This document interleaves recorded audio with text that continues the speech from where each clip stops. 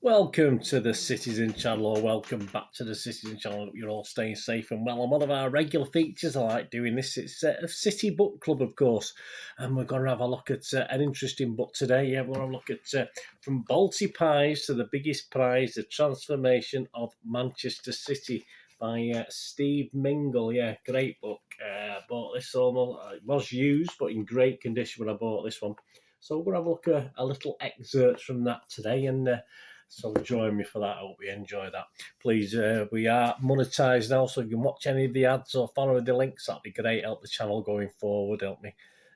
My other movie TV channel is my TV and film channel as well, so help that. So anything you can want to watch or any ads, I do sometimes. I do watch other vlogs and something is of interest, but obviously the skip buttons there as well, guys. So, but if you can help us out and by watching them or following a link, that'd be absolutely fantastic.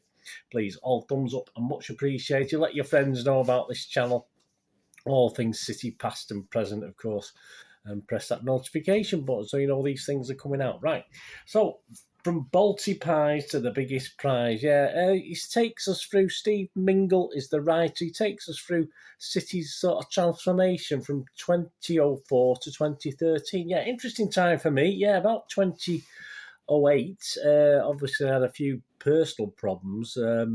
So it's an interesting time. I wasn't getting to the games on a regular basis. It was sort of ad hoc, if you like. Obviously, from 2007, my business was sort of ending. So I was literally working 24/7, trying to sort that out for a few months. So I didn't get to any games at all while I was doing that. That was about 2007. So some of what we talk about, I didn't see firsthand. Obviously, I kept up with what was happening. Quite depressing, wasn't it? But obviously, what I'm going to do with this little book, we're going to look at the last couple of pages of his look at the 2006-2007 season. Yeah, so I did go to games that season. And that was titled Being Boring, the chapter. Here you go, Mr. Pearce was involved, of course. We haven't got to Mark Hughes yet. Worse was to come, wasn't it? And of course, then his early look at the 2007-8 season in a chapter entitled The Bogus Man. Yeah, I think it's Mr. Ericsson we're talking about there. He's on the background there, on the wall in the back. And yeah, unusually, yeah, the 6-07 season obviously had a couple of games left, but the last home game was unusually a Manchester derby. That doesn't really happen much, these days. But United had 3 games left and were 5 points clear of Chelsea. And victory over us would literally take them to the brink of a title. Of course, he had a far superior goal difference to Chelsea as well. So obviously say they would have only needed 1 point if Chelsea had won their last 3 games. City sat 13th. Yeah. 43 points behind United. Talk about mind the gap. Now we're singing mind the gap to United now, but we were 43 points behind United at that stage. So they could have, if they had a bit of nous about them, they could have sung it to us, didn't they? But obviously not at the time. But yeah, makes us singing it when we're 19 points clear. Seem a bit cheeky. We can never be cheeky. We could sing it against them, can we? So we're going to have a look over to Steve for this first little bit. I'm going to read 3 excerpts. This is the first excerpt, and obviously to do with that United game that was coming up. So I'll read that excerpt first over to Steve. Our final home game, the last chance for the players to send us into summer with at least a goal to remember. Yeah, we hadn't scored for 7 home games before this one on the trot. We thought Hughes' bad pace wasn't much better, was he? Let's be honest about it. And the circumstances were bleakly familiar. For us, it was a game with nothing resting on it other than the chance to blood the nose of our nauseating neighbours. For them, it was a crucial match as they sought to wrest the title back from the nouveau riche upstarts of Stamford Bridge. We at least give a decent account of ourselves, competing well from the start, even though United's general superiority was painfully evident. The vile Ronaldo strutted in his usual fashion. Has there ever been a man more in love with himself than this guy? And the day's biggest cheer came when he was left writhing after a challenge from Michael Ball. Yeah, not the singer. Replays will show that Ball deliberately stamped on his chest. It's tough game. Absolutely indefensible. He should have gone for the face, but the referee elected to turn a blind eye. No such leniency just before half-time, though, when Ronaldo fell over Ball's stationary foot. The inevitable spot kick resulted.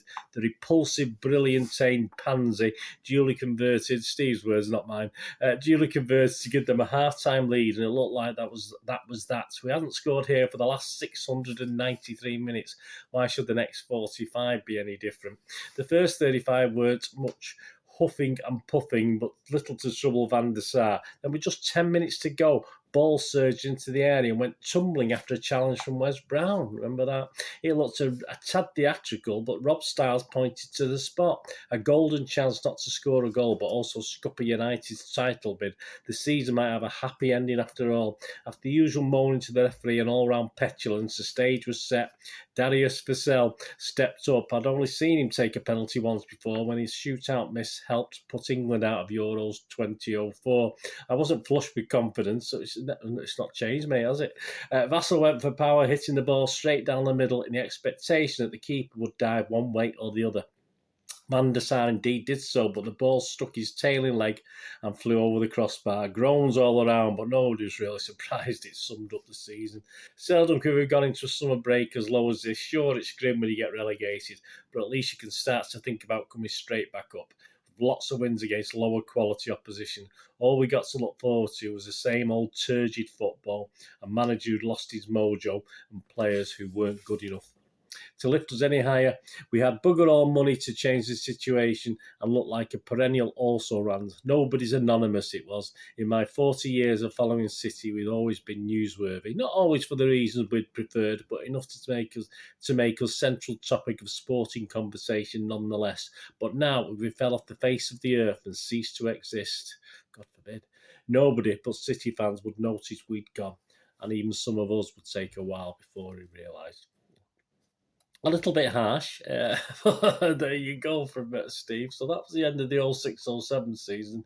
We did have another game after that, but that was our final home game. Start words, but if you realise that Joey Barton, if you think, was our top goal scorer for that season in all competitions with 7 goals, that just about sums it up, really, doesn't it? And on to his next chapter, which is chapter entitled The Bogus Man. 2007-2008 season. And of course, it had been 8 games then with that defeat against United and 0 goals on the board. It had been 8 games on the trot where we hadn't scored a single goal, and we hadn't even managed a shot on target for most of them games, to be honest with you. But as the press speculated, there was another dramatic development on the cards, wasn't there, for us all? Steve takes up the story again. Suddenly, as the media speculated on who Pearce's replacement might be, there was a dramatic development. The one thing that might see us achieve a step change. A rich benefactor. Is it the Sheikh? No. A seriously rich benefactor, allegedly. Thaksin Frank Shinawatra, former Prime Minister of Thailand, the man to lead us to the promised land, or at least initially enable us to compete in the transfer market for slightly better players than Bernardo Cripionio and Gorgeous George. As the stories began to circulate about his background, how exactly he might have come by his riches, it was rare to see his name mentioned without the accompanying expression of human rights violator. No change there either, guys, is there? Did we care? Not really. Don't believe everything you read in the papers. All that mattered to most of us was the loot and who he selected to spend it. I think we're generally looking forward to it, weren't we? Thought we had a bit of money in the bank, thought we were going to do all right, didn't we? Frank's riches, that's Mr. Shinawatra. Frank's riches enabled our managerial shortlist to be upgraded at talent. At last, the opportunity to recruit a proven winner was there to be grabbed. Instead, we went for a proven con man. Again, Steve's words, not mine, allegedly. Sven-Göran Eriksson's period in charge of England had seen one of the most depressing and uninspiring performances possible. I was quite happy with Sven, to be honest with you, Steve. Characterised by the complete inertia as games evolved, most notably in the 2002 World Cup quarter-final against Brazil. His infatuation with Beckham, probably that at fault as well. And the attendant celebrity roundabout had led him to select the monstrously overrated one-trick pony, even though patently unfit. So it's with that, Beckham's self-obsession and selfishness, together with Sven's stupidity, led to the vacuous clothes-horse shirking a routine tackle as a prelude to Brazil's vital equaliser. Then 2-1 down against 10 men, the team passively let the sands of time run down without raising a single threat to the Brazil goal. 36 years of hurt and counting, yeah. So a little bit down on Mr. Sven-Goran Eriksson, our Steve, there, and he goes on to sort of describe that and why he wanted him out, etc., etc. He did actually state he was gutted, as you can tell from just some of those excerpts, and he wanted City perhaps to lose the first 4 or 5 games of the next season so that Sven would be sacked. So an interesting point. As I said, I didn't share that view, to be honest with you, but there you go. That's his thoughts, and obviously, what were your thoughts, guys? What did you think?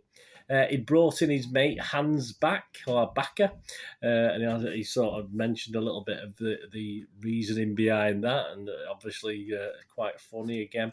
And on the players front, an eclectic mix. An eclectic mix of foreign players, wasn't it, to be honest with you? That was the 2007-8 season, so at this stage I wasn't getting to the games because of the business problems I was having, to be honest with you. I was trying to save my business and working all the hours I could, to be honest with you. But obviously I looked at it all. We had Bloomer, Giovanni, Bianchi, Garrido, Fernandez, Korluka, Petrov, Bodginov, all apparently seen on today. What would be sort of YouTube, wouldn't it, in those days? Yeah, he saw videos. Apparently, he didn't see any of these guys live. And he obviously used his scouting system and watched these guys back on video clips. Obviously, in this day and age, you'd have a YouTube 5 or 6 segments showing all the best bits, wouldn't you? But that's where he got all these wonderful names from, all spread out in front of us.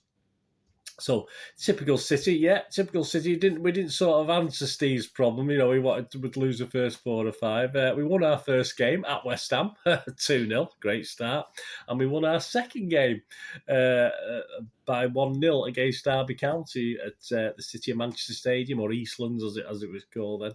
And yes, we'd witnessed our first league goal in that 1-0 victory at Eastlands for about 7 months. I think it was January, probably New Year's Day. It was certainly January when we witnessed the last one. Steve actually went on to say that he'd never go again. Typical City fan.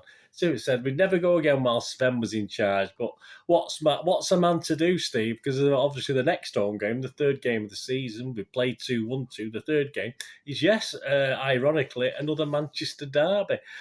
So to finish our look at this great book, Steve takes up the story again. Now, when I said I'd never go again while Sven was in charge, what I actually meant was I wouldn't go again unless I changed my mind. It was Derby Day, I had to be there. It didn't mean I'd changed my mind about Sven. City lined up with the same mix of new recruits and homegrown talent as in the previous games, most notable among the latter, the nation's third most famous Schmeichel in goal. Stylistically reminiscent of his dad, though bearing not quite such a strong resemblance to Chesney's dog, Casper looked about 14 years old at the most and simply not imposing enough to withstand the onslaught sure to come his way. Still, at least he's the formidable pairing of Biffa and Micah Richards in front of him. The game soon settled into a familiar pattern, United having more of the ball, certainly carrying the greater threat, but Dunn and Richards looked rock solid and Schmeichel had hardly been called upon. Sadly, the same couldn't be said of City's medical staff as the seemingly innocuous early challenge saw Bodginov stretchered off 5 minutes into his second Saturday. His season was over. No secure at the back.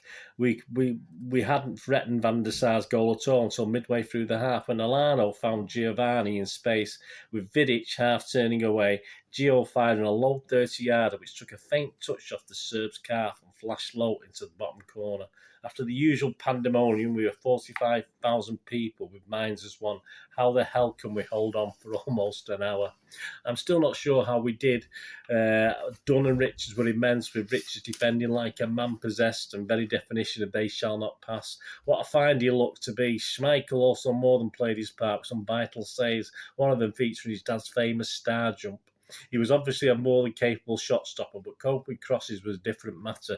Every ball in the air brought a sense of panic, but there was always someone there to clear the danger.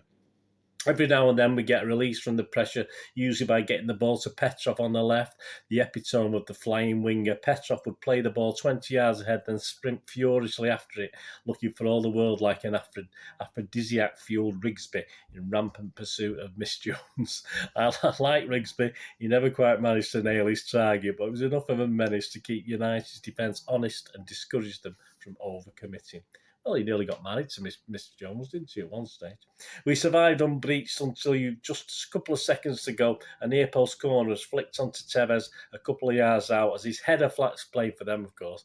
As his header flashed goalwards, Ferguson was up from his seat in aggressive jubilation, only to shrink back in disbelief as the net failed to bulge. Somehow the hapless Argy had managed to put the ball wide. For all the hype and controversy surrounding him, anyone could see that he'd never make a decent Premier League striker. Okay, Steve.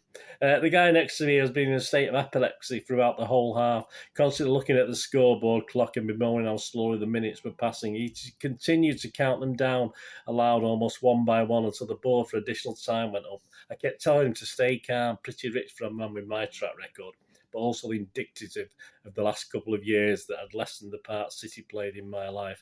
Not by much, but enough to notice a difference. 5 years ago in the last M.E.N derby, I'd been just like him, probably even worse. Now I was still tense throat, but not quite as all-consumed. It still mattered, but just not quite as much. We held on for an unlikely win, and even I had to admit that 9 points from 9, top of the league, no goals conceded, and a derby under his belt constituted a pretty good start for Sven.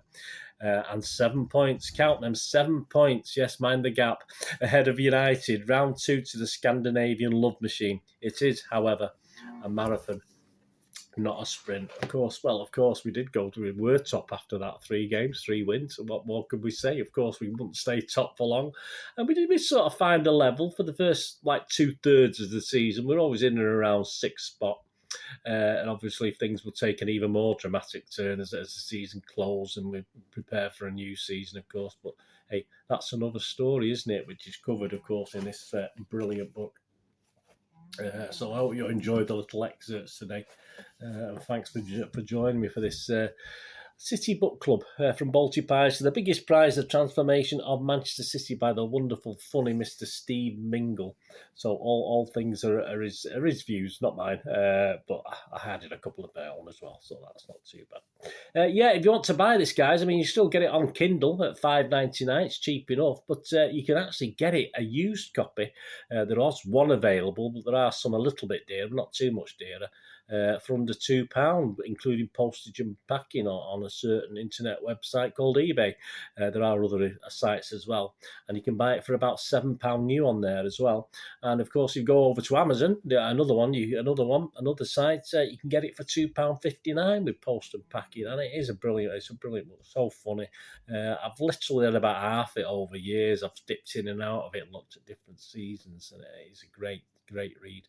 And it's about £8.40ish for a brand new one as well with post and packing. So you're talking anywhere from £7 for a brand new one. I said this was used, but it was in brilliant condition when I got it. Absolutely brilliant. But hope you enjoyed that, guys. Let me know your thoughts. As I say, that's interesting. 2007 and 8 season, which, as I said, I missed a lot of that live.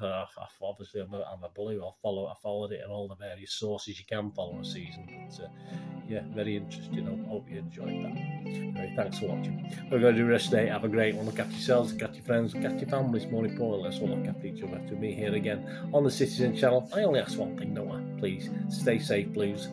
Come on, City. Thanks for watching. Bye for now.